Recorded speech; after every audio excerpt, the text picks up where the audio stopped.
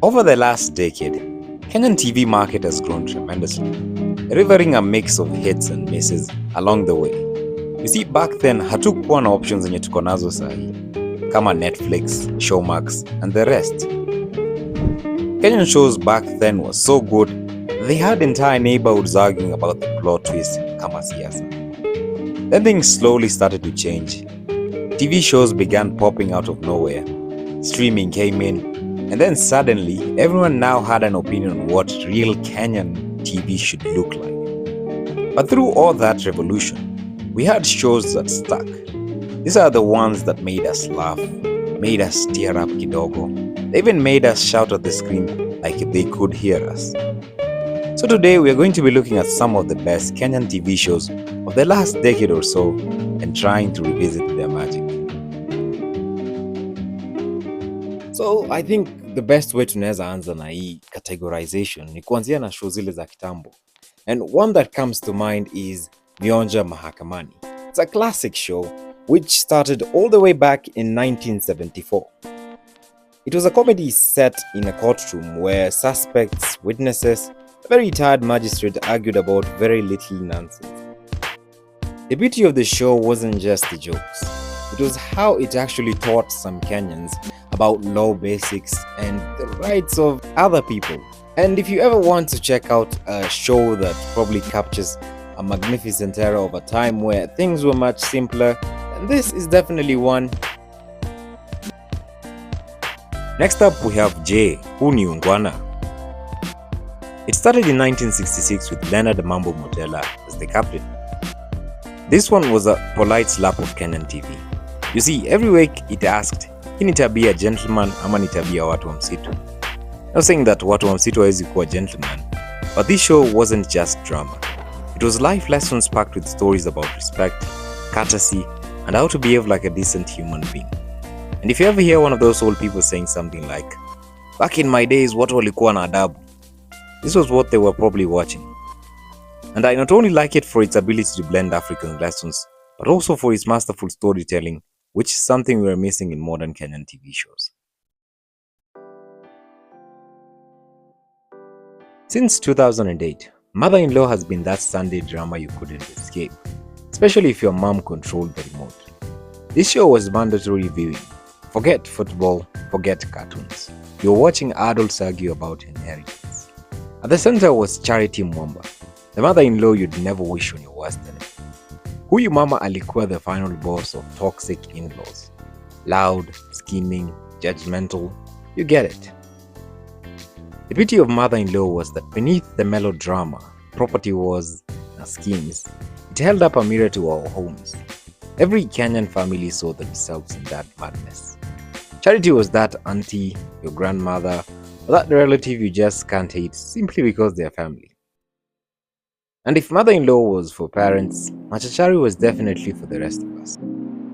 It dropped in 2007 and instantly became childhood parliament. Rich kids versus ghetto kids, leafy suburbs versus dusty ghetto. And somehow, they all played together. Akina Baha, Akina Almasi, Joy, Stella, they weren't just characters. They were reflections of every Kenyan kid archetype. The smart one, the dreamer, the troublemaker. For kids who grew up watching Machachari, it wasn't just entertainment. It was therapy. It was a reminder that class differences don't really matter. Childhood problems are all the same everywhere. Papa Shirandula was the ultimate Kenyan underdog story we all loved. He worked as a watchman but lived a double life pretending to be a big man to his family. Feels a bit relatable, right? Unajua ile pressure ya Nairobi, uko na degree, unafanya kazi ya chini, but unataka familia yako wajue uko sawa. Papa perfectly captured that hypocrisy. Charles Bukeko, rest his soul, gave us the most relatable lie ever told, pretending you're doing well in Nairobi. Papa was a watchman who told his family he was a big shot manager. Because, let's be honest, Nairobi is 70% pretending you're not broke. Charles Bukeko created Papa, played Papa, and became Papa. The man turned a watchman's everyday hustle into national comedy goldmine. Papa showed Kenyans you can start from Jengo and end up in Coca-Cola ads. He made acting look like an actual career, not just a hobby. The show went on to birth legends like Wilbroda, Delango, and Akina Winja, who became big in their respective rights. Fun fact, Ukeko actually hated being called Papa in real life, but Msei, come on, that's the price of being iconic. Call me Papa, cause I'll be biting. Get it? That's a shark joke.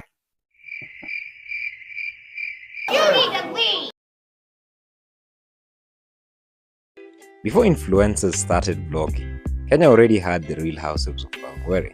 Housewives gossiping, hustling, and outsmarting their clueless bosses. It was basically keeping up with the Kardashians, if the Kardashians cleaned houses and argued about unga prices. The show mixed every language from Kikuyu, Swahili, and Sheng into pure dialogue gold. It gave us DJ Shiti, who became a national treasure for his ability to turn embarrassment into art. The humor of the show was street level, but the social commentary was genius to say the least. It reminded Kenyan that dignity isn't about status, it's just about attitude.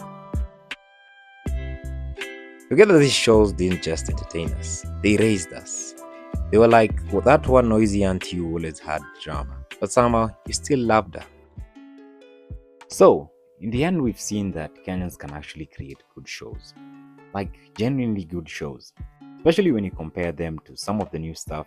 It feels like it was written during a power blackout. And I'm not saying modern shows are bad. Sio hivyo hata kidogo. It's just that there's something special about those classics.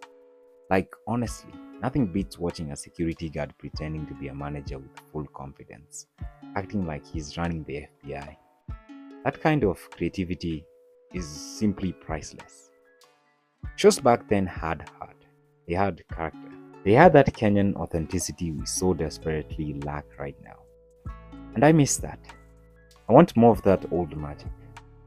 These shows did not need 4K cameras or some fancy drone shows to slap.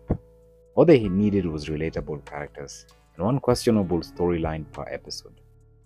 And if more producers can blend some of that old soul with modern quality, we might just enter a new golden age of Kenyan TV. Like this video if you enjoyed, hopefully subscribe if you want to see more. Thank you for watching. I will see you in the next one.